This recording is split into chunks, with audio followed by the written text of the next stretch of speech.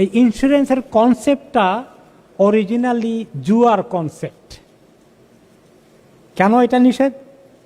যে আমরা মনে করেন অনেকেই ইন্স্যুরেন্স করে ফেললাম, একটা বিষয়, ইন্স্যুরেন্স কোম্পানি আমাদের অনেকে ইন্স্যুরেন্স করে দিল, কিন্তু দেখা গেল যে গাড়ির ইন্স্যুরেন্স মনে করেন আমরা অনেকে ইন্স্যুরেন্স করি, তা আমাদের প্রত্যেক বছর কি অ্যাক্সিডেন্ট হয়? না, প্রত্যেক বছর দিয়ে যাচ্ছে, আমরা বেনিফিট হচ্ছে না। তো একদিন আরেকজন অ্যাক্সিডেন্ট হয়ে গেল, এখন সে যা দিছিল তার চেয়ে অনেক বেশি পেয়ে যাবে, তাই না? এখন হয় তুমি ঠকবা নতুবা ঠকাবা, এই যে এখানে ইনসাফ নাই। এই জন্য এইরকম ইন্স্যুরেন্সটা শরীয়তের দৃষ্টিতে আপত্তিকর, যেখানে ইনসাফ থাকে না, তাই না? তো তার পরিবর্তে মুসলমানদের উচিত কোঅপারেটিভ ইন্স্যুরেন্স করা। কোঅপারেটিভ ইন্স্যুরেন্স, ওলামায়ে কেরাম ইন্টারন্যাশনালি অনেক সেমিনার সিম্পোজিয়াম হয়েছে যে ইন্স্যুরেন্সটা একটা দরকারি জিনিস, এটা কিভাবে আমরা এখানে অ্যাভয়েড করলেও মুশকিল। এই দেশে তো এক নম্বরে আমরা গাড়ি ইন্স্যুরেন্স করতে হয়, যেটা কম্পালসারি ম্যান্ডেটরি। এটা হলো যে যাতে করে গাড়ি চালাতে পারি, নয়তো গাড়ি চালাতে দিবে না। তো এই জন্য বাধ্য হয়ে ঠেকে ইন্স্যুরেন্স করতে হয়, এটা কনসিডারেবল আছে। কিন্তু ভলান্টিয়ারলি যেগুলো আমরা করি, এই ভলান্টিয়ারলি আমার বাড়ির জন্য করে অনেকেই, হেলথ ইন্স্যুরেন্স করে ট্রাভেলের সময় ইত্যাদি, হ্যাঁ, লাইফ ইন্স্যুরেন্স করে ইত্যাদি। তো এগুলো আসলে জেনারেলি রুলিং হলো এগুলো ঠিক নয়। কোঅপারেটিভ ইন্স্যুরেন্সের আইডিয়া হলো যে আমরা 100 জন মিলে একটা সমবায় সমিতি বানিয়েছি, সবাই ভলান্টিয়ারলি আত্মীয়, আমরা 100 পাউন্ড করে দিলাম, 500 পাউন্ড করে দিলাম, বা মাসে মাসে কিছু করে দিলাম, দিয়ে একটা ফান্ড তৈরি করে রাখলাম। আমরা সবাই ভলান্টিয়ারলি অ্যাগ্রি করেছি আমাদের কারো সুবিধা অসুবিধা হয়ে গেলে তাহলে আমরা এখান থেকে এই নির্বাহ করব খরচটা। এটা আমরা সবাই অ্যাগ্রি করেছি, তাই না?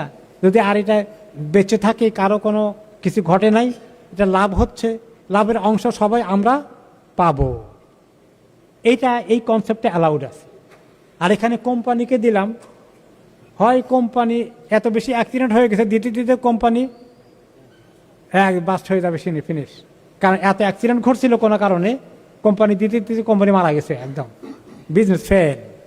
অথবা এমন কিছু ঘটে নাই, লোকেরা ইন্স্যুরেন্স করতে করতে এত টাকা ইন্স্যুরেন্স হয়ে গেছে, মাত্র অল্প কিছু লোকে ক্লেম করেছে, আর সব কোম্পানির পাটে ঢুকে গেছে, আর কিছুই পেলাম না। এই যে গারার, এবং এই যে একজনের অতিরিক্ত পাওয়া আরেকজনের না পাওয়া, এটা ইনসাফের বিরোধী বিধায় ইসলাম বিষয়কে অ্যালাউ করে না। আর যদি মুসলিম কান্ট্রিতে মুসলমানদের এরকম কোঅপারেটিভ সোসাইটি, সমবায় সমিতি মনে করি তারা এরকম কোম্পানি বানায়, এটা বিকল্প ব্যবস্থা ইসলামে অ্যালাউড আছে। এই জন্য মুসলিম কান্ট্রিগুলোতে কোনো সময় এরকম হালাল ইন্স্যুরেন্সের ব্যবস্থা আছে। আল্লাহু আলাম।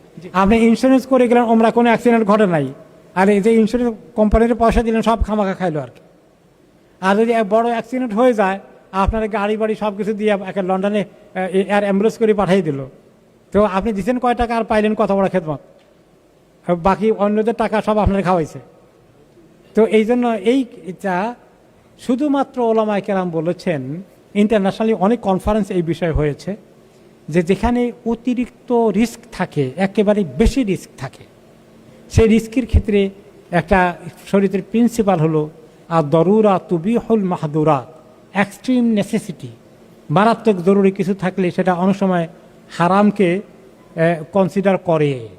যেমন আপনি অভুক্ত থাকে, খাইতে খাইতে না খাইতে মরে গেলে, মরে যাওয়ার উপক্রম হয়ে গেলে হারাম খাওয়া জায়েজ আছে।